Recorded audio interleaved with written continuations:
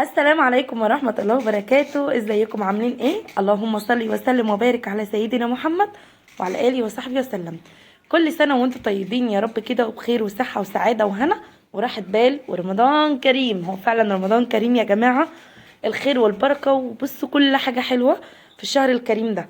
فيا رب كده يعودوا علينا وعليكم الايام بخير، اللهم بلغنا رمضان لا فاقدين ولا مفقودين، اللهم امين يا رب العالمين. بعمل ايه بقى النهارده؟ انا بعمل بقى كده شويه فته، الله، وحتى لحمه كده بقى تتسلق على النار. مش قادره اوصف لكم ريحتها وطعمها، بجد والله العظيم طعمها كده حاجه كده يعني ايه زي الفل. حطيت اللحمه كده تتسلق جنبي، وهنا بقى كده جبت راس توم محترمه كده، حمرتها زي ما انتم شايفين كده. وكمان بعد ما بتتحمر بنزل عليها بشويه خل، وبكون ضربه طماطم في الخلاط بنزل عليها، وبحط لها بقى البهارات بتاعتها، ملح، فلفل، كمون، شويه فلفل اسود، مكعبين مرقه دجاج، واسيبها كده تاخد وتدي بشكل ودي مع بعضيها. تمام. وكمان هعمل شويه رز ابيض بقى كده، بما اني بقى ما عنديش حله كبيره، يعني دي اكبر حله. بص انا لقيت طماطميه هنا مش مضروبه كويس، فهاخدها تاني واضربها تاني. تمام كده. فلما لقيت ما عنديش حله كبيره، يعني اللي انا عامله فيها الصلصه دي تعتبر اكبر حله عندي مثلا يجي 4 حلل نفس المقاس ده، فهعمل حلتين اتنين من الرز في حلل نفس المقاس ده. تمام كده. وقلت بقى بدل لما اجيب العيش، بدل قصدي ما اجيب العلب وبعدين يعني العلب كده تترمي، لا انا استغلها في رغيف عيش احسن.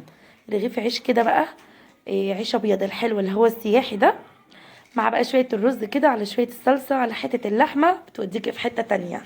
انا عن نفسي لما بكون عاملة رز ابيض وعاملة لحمة واي نوع طبيخ، بحب اجيب رغيف عيش واحط فيه الرز واحط عليه حتة اللحمة، واخد من الصلصة بتاعة الطبيخ، الصلصة الحمراء يعني، واحط عليها. جوزي يقول لي بتعملي ايه؟ اقول له هو ده مزاج، انا بحب اكل، بحب احسس نفسي ان انا باكل فتة، يعني عارفين انتوا الاحساس ده. اتعلم مني مين بقى؟ ياسين اتعلم مني يعمل كده. بصراحة بيكون طعم السندوتش حلو قوي. وبحب اللحمة اللي هي الملبسة شوية، ما بحبش اللحمة الحمراء قوي، فبيديني طعم حلو قوي. بصوا بقى العيش ده بسم الله ما شاء الله، نزلت جبت انا وياسين من الفرنة، والله كده لسه سخن وجميل جدا. وزي ما قلت لكم عبيت بقى ايه الرز على على عيش، الرز جوه العيش في صلصة وحتة اللحمة، وكل من ليه نصيب في شيء خده. ربنا يا رب كده يجعله في ميزان حسناتنا. واللقمة بتزيح النقمة، بقلل قليل، ما تقوليش ده قليل ولا ده كتير، باللي تقدري تعمليه طلعي. يعني انا اعرف ناس من الاكل اللي بيعملوه يوميا بيطلعوا منه وجبتين اتنين بس كل يوم كده، فاهميني؟ يعني اللي هو كبشتين رز على حتتين لحمة، حاجات بسيطة جدا. وطبعا دي بتشيل حاجات كتير عننا. يا رب يا رب يجعله في ميزان حسناتنا، ويقدر كل واحد على فعل الخير، ويرزقك الخير والسعادة وراحة البال.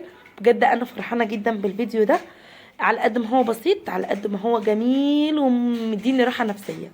كل سنة وانتم طيبين. لو عجبكم فيديو حطوا لايك للفيديو لو عجبكم.